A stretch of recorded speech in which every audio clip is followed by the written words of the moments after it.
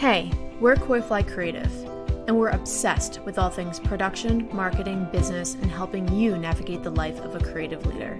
We're here to unveil the more unexpected aspects of leadership. We don't stray away from the real talk. We go through it all with influential leaders from all walks of earth.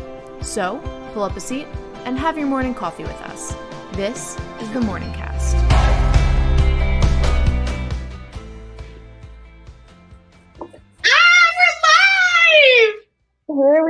Here we are, everyone. I can't hear Shelly. Hey, guys.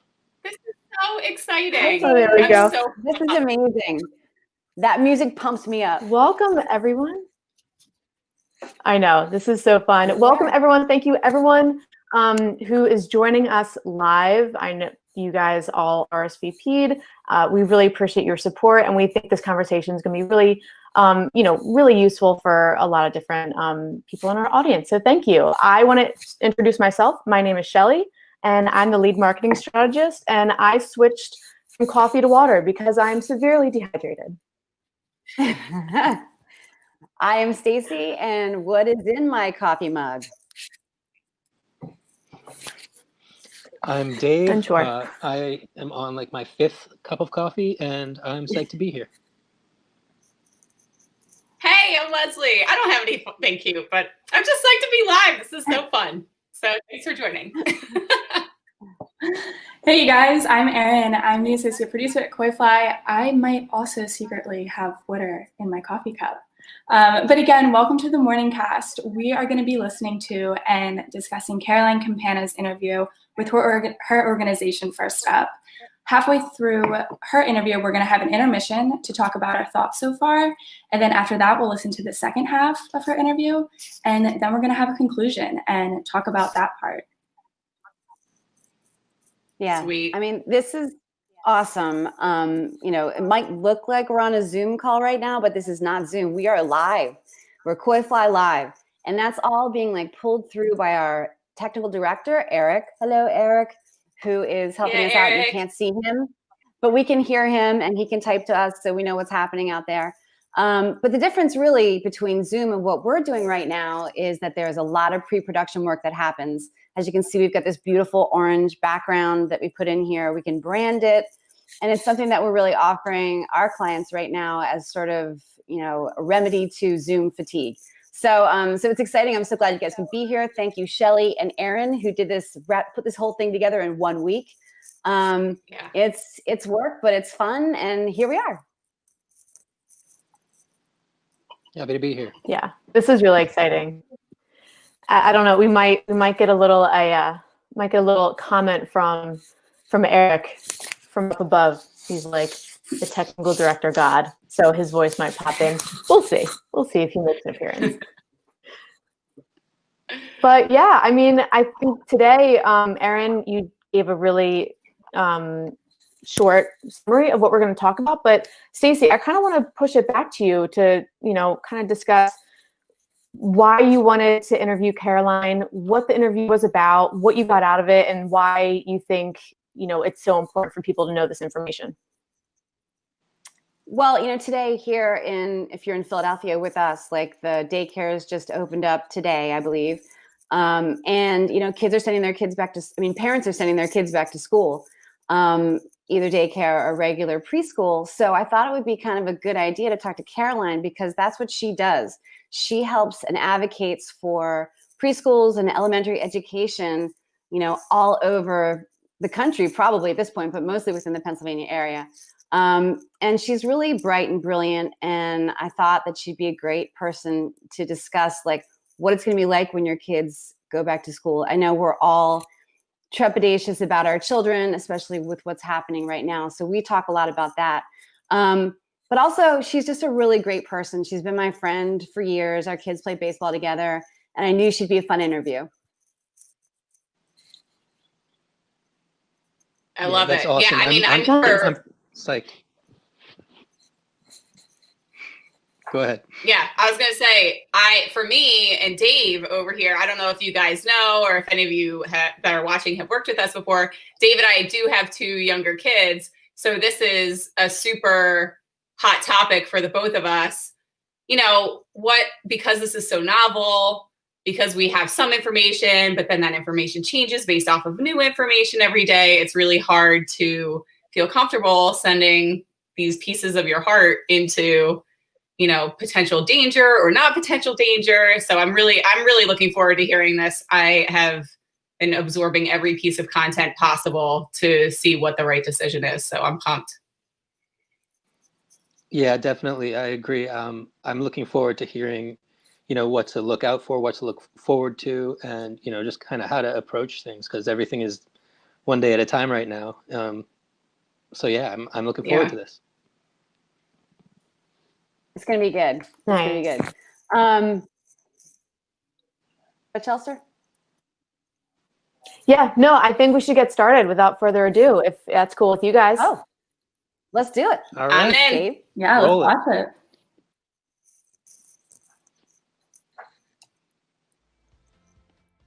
Introduce yourself and tell me a little bit about yourself and what you do.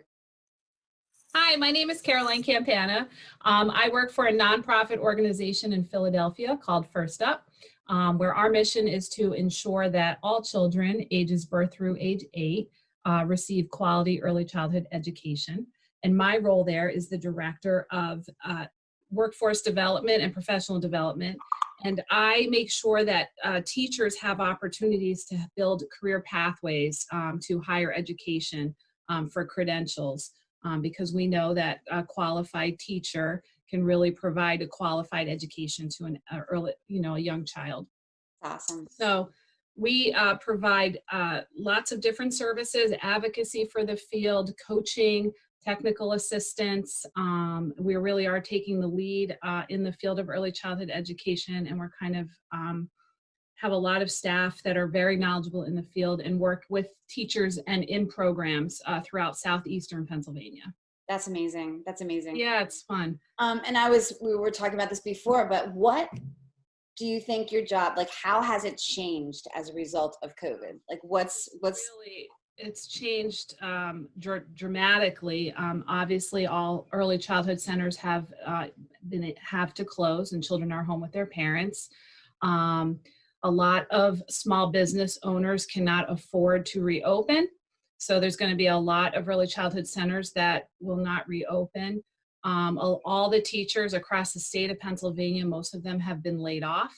And unfortunately, it's such an undervalued field that these teachers who are degreed teachers are making more on unemployment than they do in the classroom. And so getting them to come back to build that workforce as we slowly start opening during hopefully the yellow phase that Pennsylvania will go into, it's going to be a real challenge to get teachers to come back and put themselves back into those classrooms with all of the new parameters that are going to be in place with social distancing and wearing masks and hand washing and putting themselves at risk. So it's a big crisis right now in the field of early childhood education. What are you guys thinking in terms of getting them back? Do you have plans and ideas about how to bring them back? Because I've heard that from other places too, like, you know, unemployment is it more than 26 weeks now, or is it just 26 weeks? Or it ends in July where for right now, unless, you know, funding changes. But yeah, so we've been working very closely. Our organization, First Up, has created a website the first week that this all happened. We have a whole COVID-19 resource page. You know, it's firstup.org/COVID-19.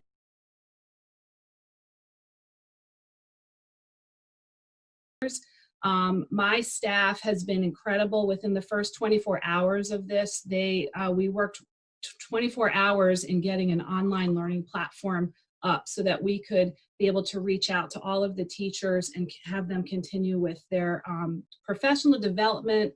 And to this date, we've been doing 4 to 6 trainings a day. We've trained over 18,000 teachers across the state of Pennsylvania. Wow. And that is huge, and I'm super proud of that. 18,000 teachers? 18,000 That's teachers incredible. across the state of Pennsylvania. And our region, being in Philadelphia, we really service all of the schools that are in the southeast part, in Philadelphia and the surrounding counties.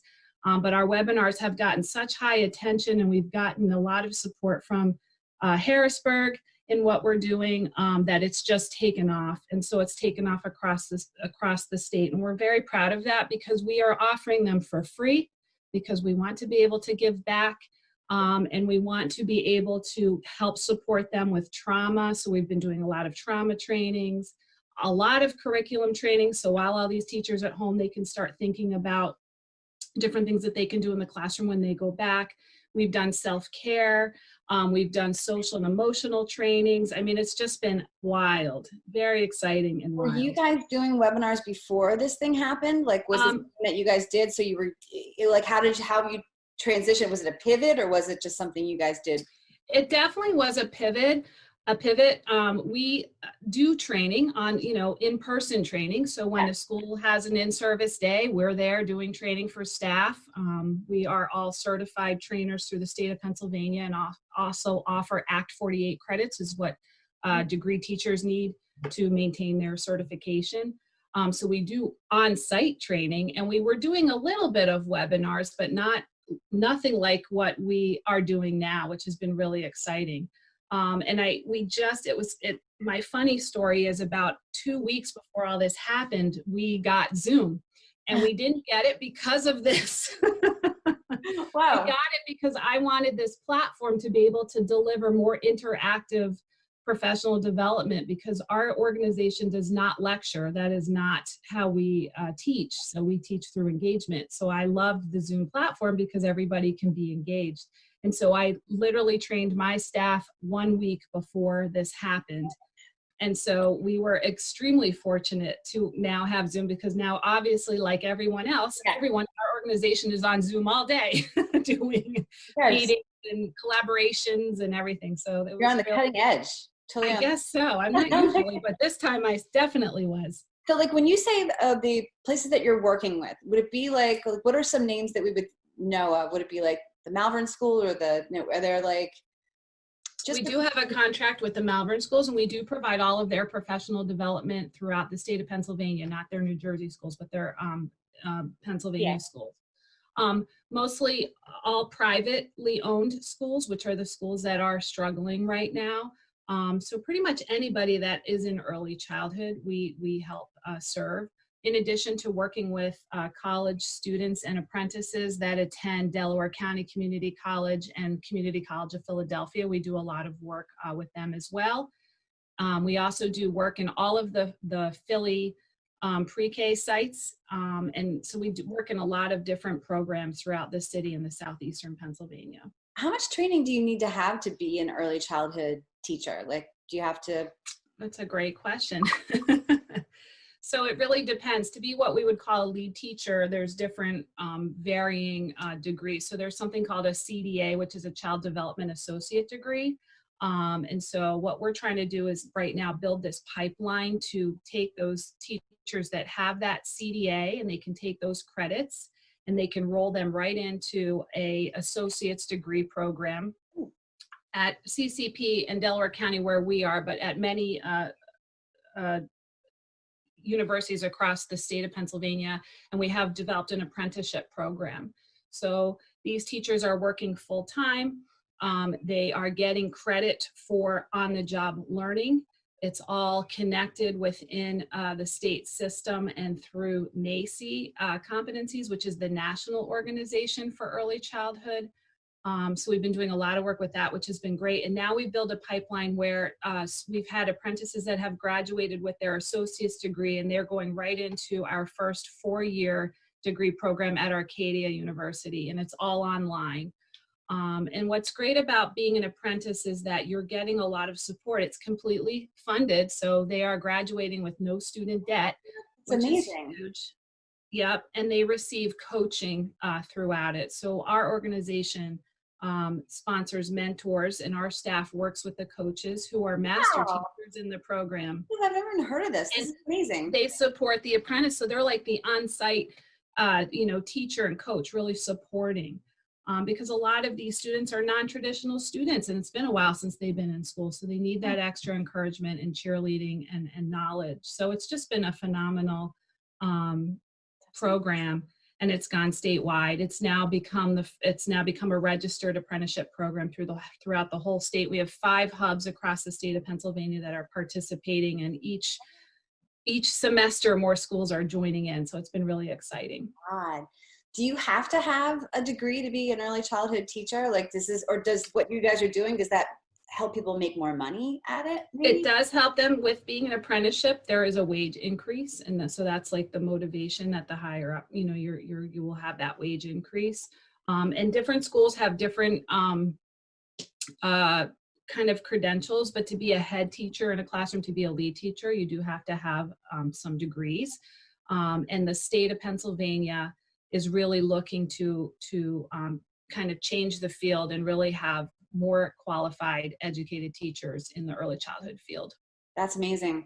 So like, what about like what you do? Because I don't know a lot about what you do. Like I'm learning, I'm catching up. Like it's been a while since I've seen you, Caroline. But what about what you do is something that people don't know? Like what's something, or even just early childhood, or however you want to explain it. Like, what do I not know that I need to know, like right now? So I work as I guess a technical assistant, and work with the higher eds across the state, certain higher eds, and helping them establish these apprenticeship programs and get them set up and all the guidelines and help them recruit and get people in. And our organization, with myself taking the lead, we've created the coaching training that the entire state has adapted for the apprenticeship program. So we have trained over 100 people across the state, including some higher ed staff, which has been super fun in a strength-based coaching model. And so now we're working to bring that online, and we're building a platform called the Coaching Companion with all of the partners across the state, where they'll be able to do online coaching, which now is going to be very useful. Because as we move forward, as a lot of these schools open, we're not going to be able to get into those schools because they're just going to be having, children and families will be in the schools. They're not going to want outside visitors. So our virtual work is going to continue probably for the next year. So we're already aligned for it. And so it's very exciting. Oh my God. That's insane. What are you hearing from like teachers that they need? Like, because people want to help. I don't think people know what they need to do. I know we spoke to one teacher who wanted to get would love to have some more positive feedback from parents. Yeah. Because I think they're like what they're doing right now. It's not like they're not working. Right. They're trying to, help out, the kids however they can. And they want to. There's a lot of schools whose teachers are running, story time hours during the day, circle time during the day, trying to engage with families, trying to support families, trying to give parents activities to do with their children. So they really are really dedicated to the field. Unfortunately, it's a very undeserving field. Teachers in this field do not get paid a lot. And I think that's going to be a challenge moving forward. Right now they're laid off and they're making more on unemployment than they do when they're in the classroom. There's definitely a need for initial stimulus money for the field right now. So being an advocate and getting out there. And I think that's the one thing that parents could really do is really start advocating for the field. I'm thinking that parents now see what teachers deal with on a daily basis. Right. Now that they've had their children home, it's not easy. And unfortunately, there's a lot of children who probably school was their safe place. And I worry the most about them who have been home in unsafe environments and the trauma that they've experienced. And now they're going to hopefully come back to us. But what trauma have they, experienced? And now they're coming back into a classroom where their teacher is going to be wearing a mask. So how do those interactions happen? That can be scary for young children. I'm concerned about that. Young children learn language from facial expressions and facial interactions. And so if your teachers are all wearing masks, how are infant and toddlers going to build on their language? So that is, a huge concern. So there's a lot of things that our teachers need to start thinking about, and we are developing trainings for that. Interactions behind the mask, where we're asking teachers to draw smiley faces on their masks, to maybe wear a picture of themselves on themselves so that the child can recognize them and feel comfortable, to make sure that they're animated when they're talking and that their eyes are open. They really need to make that extra step, and I don't know if everyone's ready for that yet. Wow. And then the stresses of social distancing children in a classroom. How do you do that? Children love each other. And in early childhood, we love to hug our babies. How is that possible? Like, our children going to be wearing masks too? That's an option. The CDC is not there. There's no hard line of that, but some programs are choosing that. Some are not. They're not recommending them for children under the age of 2 because of respiratory issues. But children are not. We know children are not. I don't even like to keep a mask on. How do you have to keep a mask on all day? Like, how is that possible? So I don't know if schools are necessarily going to have children wearing masks, but I know that their staff will be wearing masks. We're still trying to navigate it. We're still just trying to, get into that. We've been supporting a lot of business owners and directors who are, trying to get procedures and policies into place to actually just reopen. So I don't know if they've gotten to that next step of, okay, so now what happens in the classroom, and how are we keeping children apart, and how are we social distancing, and how are we interacting, and how are we dealing with the trauma, and how are we going to make sure that social and emotional learning is happening when we're social distancing and wearing masks. So there's a lot that needs to happen. And there's going to be a lot of pressure on these teachers, in addition to taking temperatures of children, reporting if children are not feeling well, and trying to maintain all that, and washing hands all day. We all know how hard it is to get our own children to wash hands. So think about taking a group of 10 children and getting them to wash their hands constantly throughout the day. So it's going to be a lot, but I'm really hopeful that we have so many dedicated teachers and directors and owners that are in this field and are good at what they do, that they will figure it out, but it's going to take time. And I think parents really need to be, aware of that and understanding of that. Like, so if I'm a parent and I have a kid who's going into early childhood education during this time, and how we were, I mean, oh my God, yes. like even when the kids were playing baseball when they were like little, like it's like, because our kids played baseball together. Yep. I can't imagine like going into this world right now and being afraid. There are people who aren't afraid, Yep. but there are a lot of people who are really afraid of this virus and what could happen. So what should I be thinking if I'm that parent right now? Like, how can I either feel good about sending my child, or stay myself in terms of like do I need to wait for a vaccine? Like what are you thinking? Like what?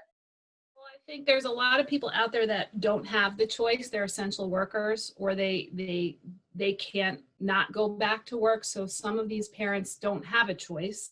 And I think we need to acknowledge that. So there is going to be that fear and nervousness. And I think we all need to be open to that, understanding that it's stressful for parents, it's stressful for children, it's going to be stressful for teachers. And I think we need to partner and know that we're all in this together and we'll figure it out together.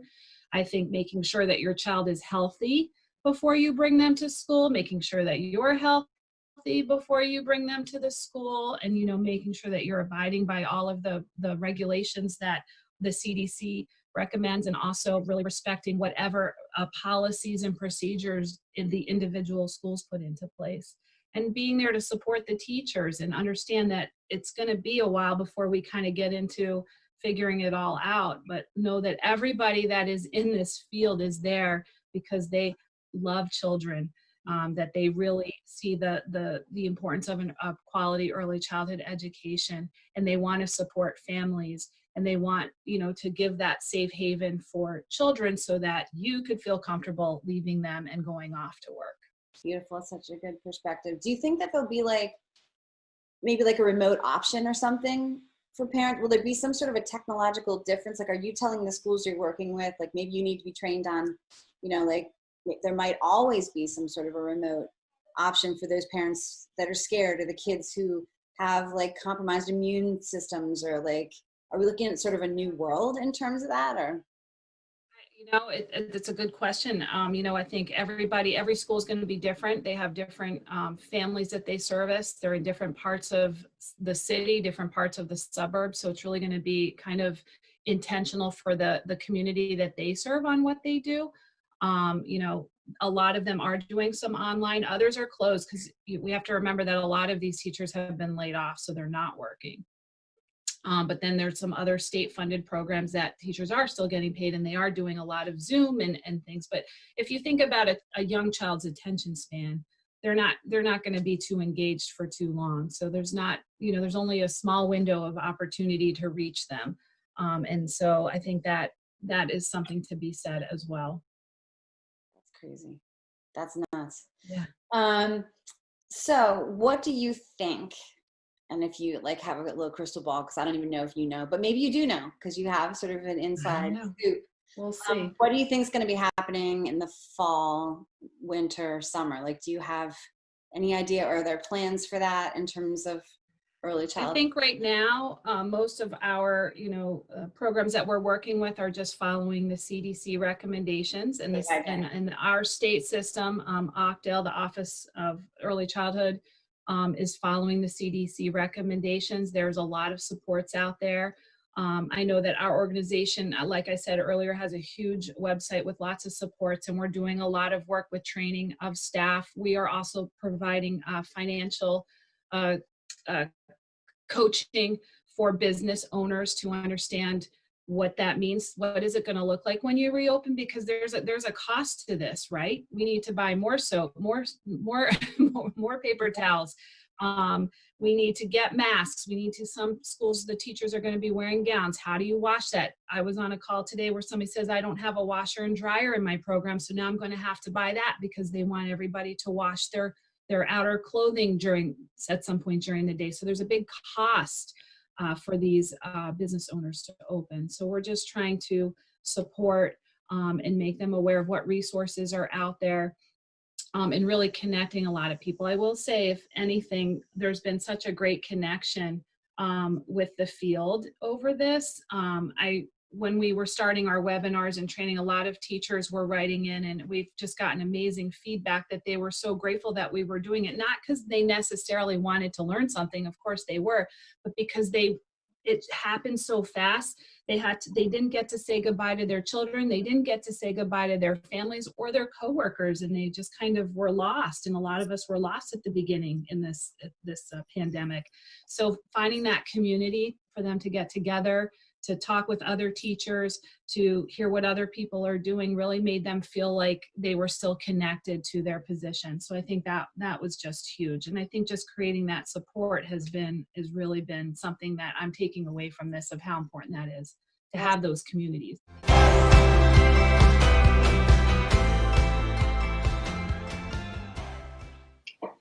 Woo! Wow. Welcome back, guys. Yeah. Yeah, such a great interview so far. She really covers everything, Yeah. all of my questions that I've had about it. I feel like it's an interesting perspective, right? Because we look at it one way, but she's looking at as an administrator for these preschool teachers, and gosh, it was kind of mind-blowing for me. Yeah, I think for me, there's such an element of trust that has completely changed, because gone are the days, and we've all done it, where your kid has a low grade fever and you pop them with some Tylenol and you send them in sorry, I've definitely done that because you've been so busy and you have so much to do. You have to trust that nobody's going to do that anymore. And so for the essential workers that have to send their kids in, it's so refreshing to hear all of the different trainings and the different creative options that they've really had to come up with in order to keep these children safe. But I will say, the number 2 reason, aside from our fear of infection, and we're so lucky that we can make this decision to reevaluate in the fall, is that, knowing that our teachers were going to not be able to truly, facially interact with our kids or hug them when they were sad, or that really kind of kept us maybe we should just keep them for the summer and we'll reassess in September, which sucks because then a lot of people are probably doing that. And then the windfall happens, and I could go on. Absolutely. I think it's also Rosanna. Yeah. Oh. No, Rosanna actually messaged us in our chat on Vimeo. So definitely anyone who's on Vimeo or Facebook, definitely leave some chats, leave some comments, leave some questions. We can answer them live. But she says that it's such a great service. Many of our owner operators' background are in education, not business at First Up. So they struggle with grant writing and budgeting. So this resource has been a blessing. So I'm glad we can kind of share That's awesome. this message, guys. But Dave, what were you going to say? Oh, I was going to say, I think it's really interesting, all the precautions that teachers are going to have to take. And, it's tough to think about because like my kids want to go outside and pick up rocks and find bugs. And, kids, when they're all together, they want to do that too. And it's how are teachers going to be able to monitor all that? So it is, there's a lot to think about. It's also a lot to think about how to talk about these things with kids. And that's one of the things that, this summer is going to be all about, is figuring out how do we discuss the next steps with, kids who aren't really, they know there's something going on, but they don't know exactly what. So I think this is a really interesting resource, and I think they're doing really great, and I can't wait to hear more. Me too. Cool. Let's do it. All right. Dave, it's all you. So how do they find you? Like, how do they get in touch with you and find you? Like, do you find them? Like, how do these schools? So we have we have a website. It's just firstup.org. Anybody can email me. It's just my first name. It's caroline.campana@firstup.org. I can connect anybody to any resources they need, even if they want to do some advocacy work for us, which would be great, and just take some action steps. What's the advocacy work that you guys do? We work very closely with people can do. So on our website, we have a link to Save Early Learning in PA, which takes you less than 5 minutes to, it's already a pre-generated form. You put in your information, it'll connect you to your legislator in your area, and you can send a letter. I think that's really important. We've had parents and teachers writing letters to editors in their communities, getting out the importance of early childhood learning and what it means. There's definitely a need for initial stimulus money. It's going to run out. We need money for the field. We need supports to put into place so that all of these business owners can reopen, so that we can provide care for these children as everyone slowly returns back to work. So there's definitely a lot that can be done. How did that start? And if anybody needs help, they can come and contact me, and I'll connect them to the right people. I know you will. Yeah, we'll put up like all your website stuff on the podcast. So Okay. you can take a peek. But Great. How did you get started? Like, what was this? Is this a newer type of organization, or has this been around forever? Because I don't remember ever having this option when my kids were little, especially with you. Yeah. Like, oh my God, I'm calling Caroline right now. Yeah, yeah. Our organization has been around for 50 years. We started out as an AEYC, which is an affiliate of the national organization, which is NACCE in Washington, D.C., the National Association for the Education of Young Children. And so we were the Philadelphia affiliate. And then over a couple of years ago, the national organization kind of changed their format, and they didn't need so many affiliates in the state. So we still are a chapter of an AEYC affiliate, which is called PennAC. But we became our own organization, First Up, still doing the same great work, still supporting NACCE and everything that it stands for, but really just out there making sure that all these little children, all these early childhood children, all have access to great quality early childhood education in a safe environment. So, like, what do you do every day? Like, what's your daily? Because you're a mom, like your mom, you know what I mean? Like, yeah, we're all going through this too. You know what I mean? You're going through this as well. So, like, what's your day now? I mean, it's like 500 Zoom calls. Like, what Like, what are you? Yes, I definitely spent a lot of time on Zoom. So I thought at first, oh, this will be great when I work at home because I can wear my pajamas and I don't have to, yeah, no, I'm on Yep. Zoom all day. Yep. So really I'm have lots of different, I wear a lot of different hats. So I am on our leadership team. So I'm working with the rest of the leaders in our organization to see what we're doing and keep keep everything afloat and be out there and being innovative and collaborative. And kind of always working 3 steps ahead. I have a large team that works for me in various projects, so managing all of the various projects and supporting and making sure my team is really taking care of themselves, because I think self-care is really important now, because I think it's really hard to differentiate when to stop working when you're working from home 24 hours a day, Totally understand. which I'm guilty of. So supporting my team, being a leader and a mentor for them, managing all of the various projects that are happening, which is great. Building this massive online learning platform and webinar and working with my team to get these webinars out, but then working on a platform, a couple of different platforms we're building for work moving forward to do coaching, virtual coaching in the classrooms when we can't get back in. And then I work with a lot of people that work for the state and through the apprenticeship program. So lots of calls with the state, lots of calls with higher ed, and building what's next, Do you? which is very fun. That's so fun. So do you do the marketing as well for the group? Because we're marketing geeks at Koi Fly, right? So we I know. find out like I used to. Ah. I used to, but with the growth of our organization over the last 3 years, I am super excited that we have hired a communications person, which we have needed for a very long time. So she's been a huge, huge support. And again, with our growth in our social media marketing and building all of these ideas and advocacy, we are leading calls each week for the Southeast region and keeping everybody abreast and updated every Tuesday from 9 to 11. There's something called a CPAC call, and there's over 300 people on these calls, and that's where all the information is coming. Different leaders in the field are working together to build systems as we start to reopen and think about what that's going to look like and share resources. So it's just been amazing. It's just really been amazing. There's a lot of good that has come out of this. And I'm hoping it really sheds a light on the field.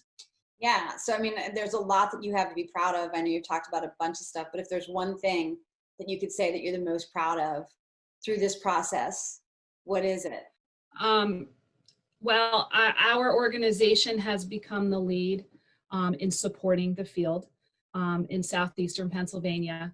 And now across the state, which is huge. I cannot believe how our staff has come together and what an amazing group of people that work for First Up and what they've accomplished and what they've done and how resilient they've been through this and how everybody has reached out and is doing different projects to help support the field, whether it's having community of practices for about trauma and having families involved in that and teachers and directors, to doing webinars and training, to doing coaching for some schools that have still stayed open, supporting those schools that had waivers and are open and have been open through this whole time, to then are advocating for what the field needs and pulling together all the big leaders to provide resources for everyone in the field. I am most proud of that, of our organization and just how we've come together and taken the lead in the field, which has been great. That's awesome. Well, you're definitely part of that charge because you're, I'm sure, an inspirational leader. And that's one of the reasons I like to hope so. Yeah, that's one of the reasons why I want to talk to you, because I know you're inspirational because I just know you.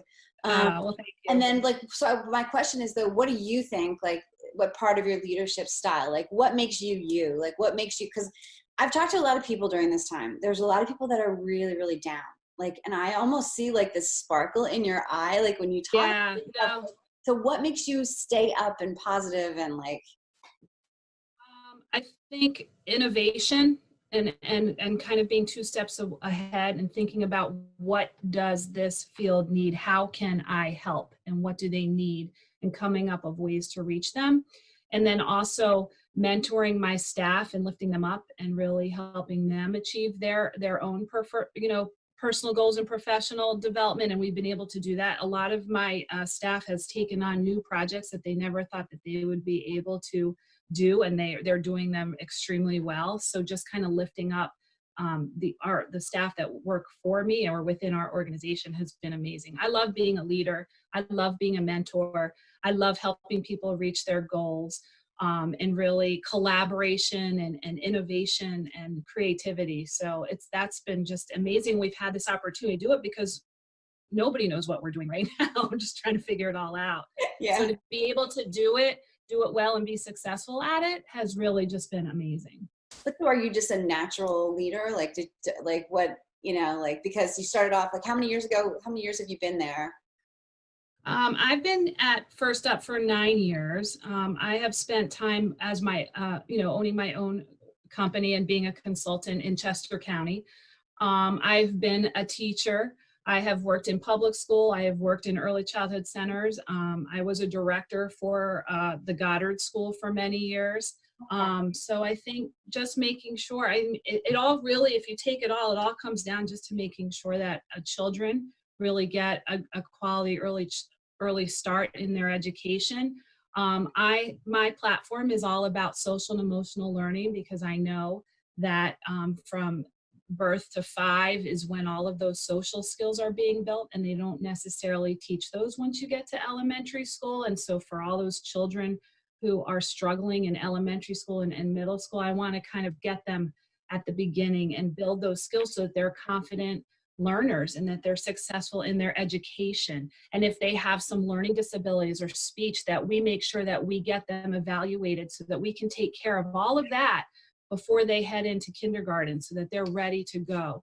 And that's what I did my thesis on in my master's degree. So that's really kind of where it all starts, But now I'm working in a bigger area where I'm educating teachers and having them understand that, and building a pipeline for them to reach their education goals, and making sure that they're great teachers in the classroom for these children. Wow. That's where it all starts. Just really for the children, but there's so many layers to that. So it just all starts from like your love of and passion for early childhood education, basically. Yeah, and for education in general. I had forgotten, or I think we talked about that you were at the Goddard School for 12 years. That makes perfect sense. So you get it inside and out. Yeah.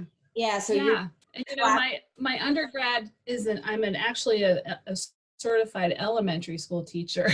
Like I did that.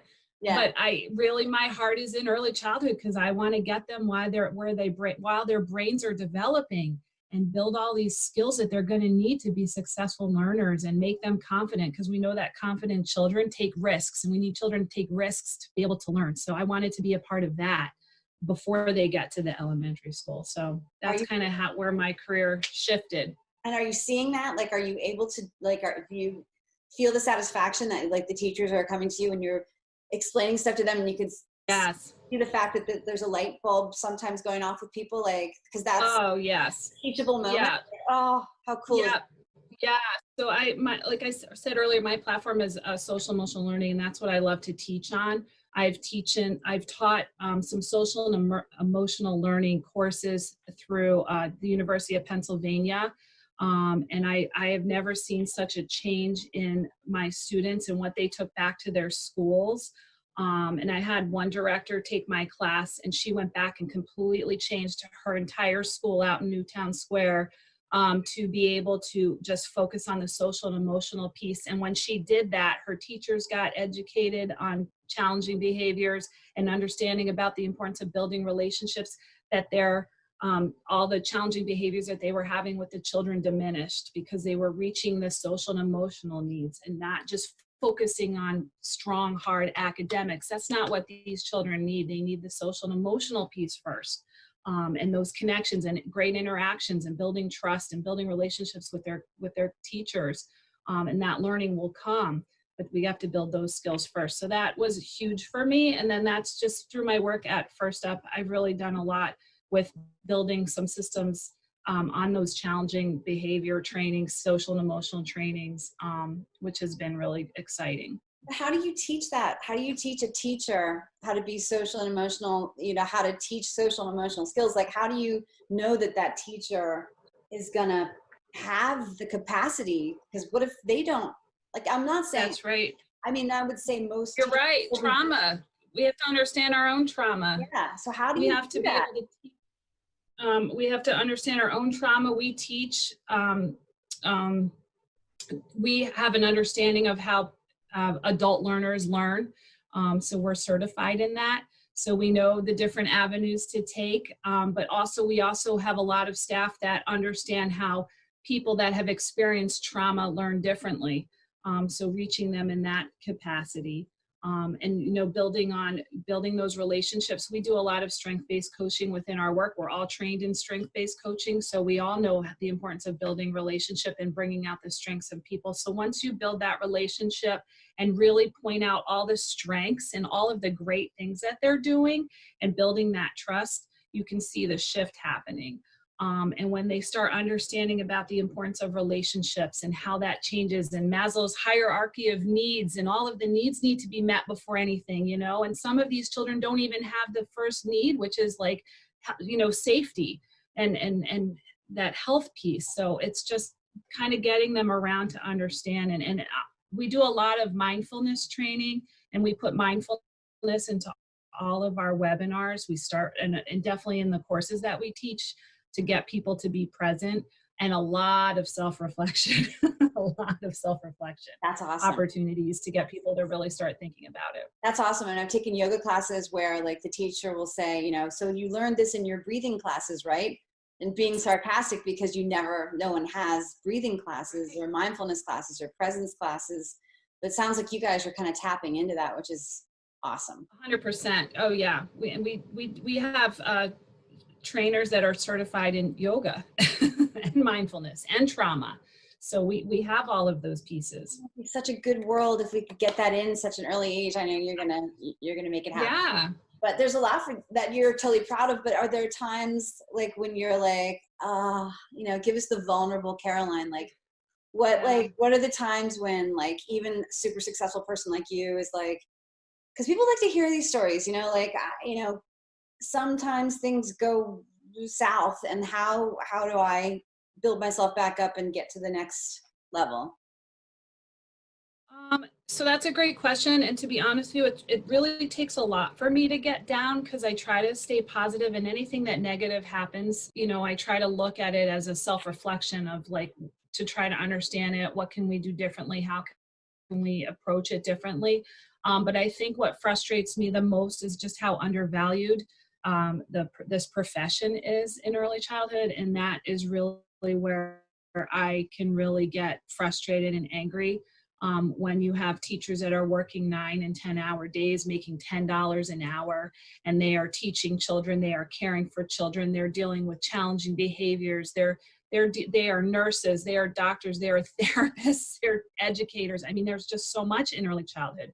Whereas in a public school, in higher education, there's a lot of more supports. Early childhood centers don't have nurses and specials, and these teachers don't get breaks. They get a lunch break, and that's it. And so just how undervalued and underpaid can really get me down. But I know that we just have to keep fighting. We have to keep offering great things for these teachers, like apprenticeship, where they can go to school and get a fully funded degree, and support them in that way, and just really being there to help them learn and grow within themselves. But it can be hard to think about what these teachers do on a daily basis and how undervalued they are, because they're not babysitters. And I think that is the most frustrating thing, because I don't think anybody sits on babies. So they're not babysitters. That's amazing. I love that. Well, they're not, and I use a term that they're not lifeguards. They're not just sitting there watching children play and making sure that they're not okay. They're educating them. They're teaching them so much. Curriculum, that social and emotional piece, problem solving. There's so much that happens in that day that I wish that everybody could have a different lens on what happens throughout the day in an early childhood center. And so that gets you down sometimes when you It does. It does. But I just keep fighting. I just keep fighting. I'm very passionate about it. So and then you're like, fighting. you maybe think like sometimes like when in my mind, like when this whole thing first happened, I was like, okay, all right, well, I was in the fetal position, like no doubt about it. I'm like, what's going to be happening now? Like, is everything just going to shut down? Like, I have no idea. I have no boss. I have no one to tell me what to do. Yeah. And so like what my brain does is like, okay, well, what, it starts to like create like a puzzle and like, how can I put pieces together to try and like, Yeah.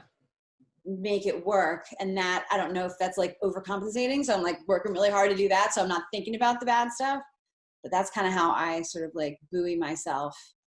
Yeah, I guess my personality is I'm a problem solver, so I just want to fix things. So Yep.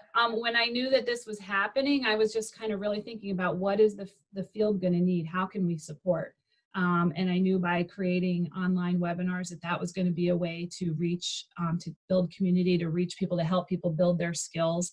And actually to keep my staff working and giving them something to be excited about. So there's a lot of components that go into play, keeping an organization afloat, keeping staff employees, making sure we're helping, doing what we need to be, seeing what's out there and seeing how we can make a difference. I mean, there's a lot that goes into that. And I'm just, I guess, stubborn and not gonna let it get me down.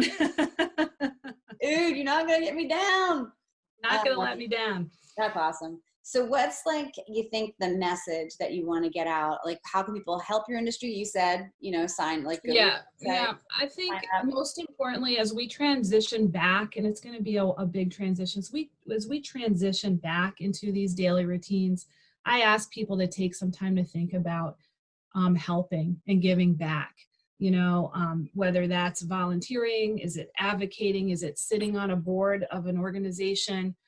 We have a phenomenal board at First Up, lots of different players that have helped with the success of our organization, but really just thinking about giving back and to think outside of yourself, because there's a lot of us that have a lot to be thankful for and have a lot to be grateful for. And I think just taking something away from this opportunity that we've had, I like to call it an opportunity. Opportunity. Love it.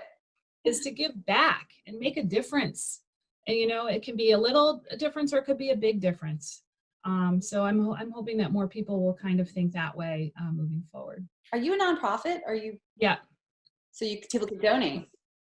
Absolutely. We do. Yeah. We usually have a fall fundraiser.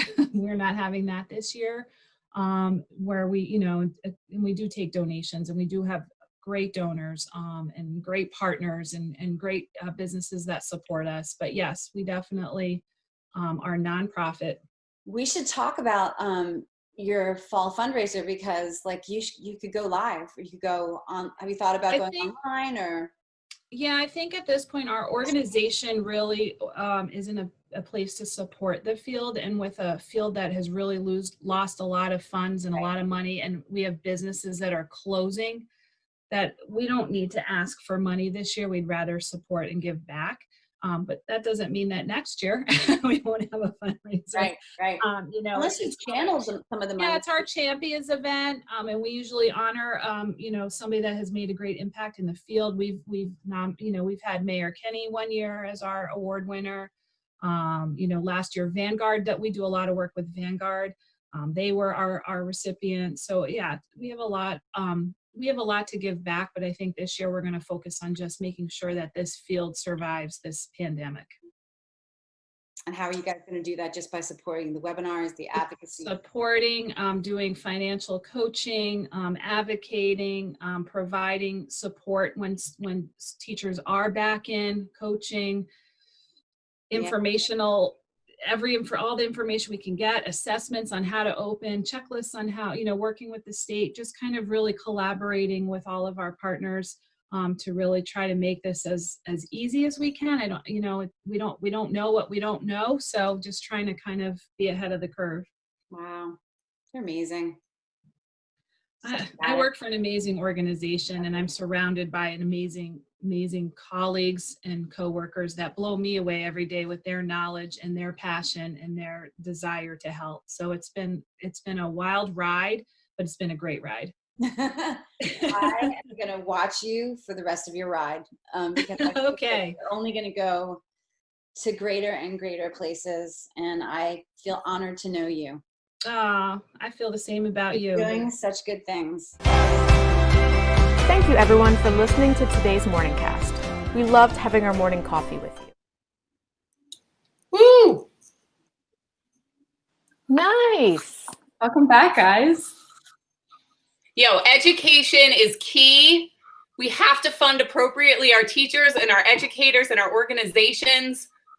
I mean, this has to happen. We have to reallocate funds to our education system that will get us out of this cultural hole that we're in. Like, honestly, we have to do it.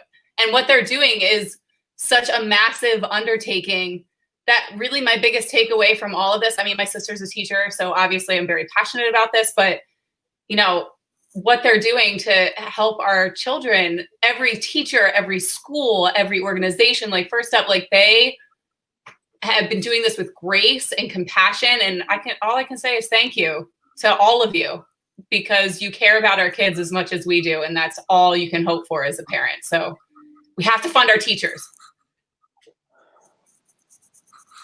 Yeah, I totally agree with that. I love how she talks about how we can support the field right now. I also love how she talks about the social and emotional learning aspect of all of it and how it's just as important as textbook academics. You know, I think it's huge that they're helping teachers build these skills to teach children this, especially during this time through like Zoom and webinars. That's huge.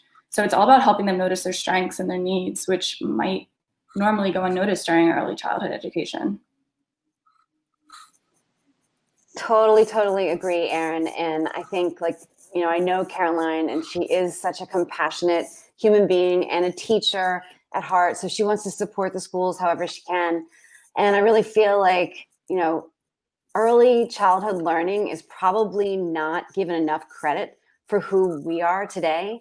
And even, you know, the way the world is right now, and obviously we've seen so many difficult things happen in terms of systemic racism. And I just heard Obama speaking this week, and it was an old snippet from years ago where he talked about how we could actually help to change the way people feel about systemic racism if we start in early education. So it's such an important place for us to sort of concentrate on. And you know, I'm really hoping that these schools stay alive, and I'm going to do what I can to support them. I know you guys will too. Yeah, for sure. A huge takeaway was how passionate and both Caroline and First Up seem to be about the developmental learning. As a father of a 3-year-old, right now, you know, her only interactions are with very limited people. And, you know, you think about that all the time. It's like, what is she missing out in these years right now due to all of this? And, you know, as a parent, and I know teachers are working hard, it's just really important to, you know, stay on them and teach them compassion and teach them human interaction, especially at this age. So I'm really happy to know that there are people like her and her organization that are, you know, working so diligently and hard to keep that going. Agreed. Great interview, Stace. That was awesome. Yeah, thank you, Stacey. Talking to her. Yeah. All right. Well, definitely everyone keep tuning in, right, Shell? Yeah. If anyone out there listening right now, definitely please subscribe to the Morning Cast on Apple Podcasts, YouTube, Spotify, all the different places, and make sure to press that little notification button just so you know when we're going live next. And we have different kinds of conversations with, you know, unexpected leaders in our community. So thank you, everyone, for joining us today. And I guess we're signing off. Thank you, teachers. Thank you, educators. Thank you, teachers. Thank you. Thank you. We're not worthy. Bye, guys. Have a great day. Thank you, everyone, for listening to today's morning cast. We loved having our morning coffee with you. Make sure to subscribe on YouTube, Spotify, and Apple Podcasts, and turn that notification button on to make sure you don't miss any episodes. Until then, keep hustling and pour yourself another cup of joe.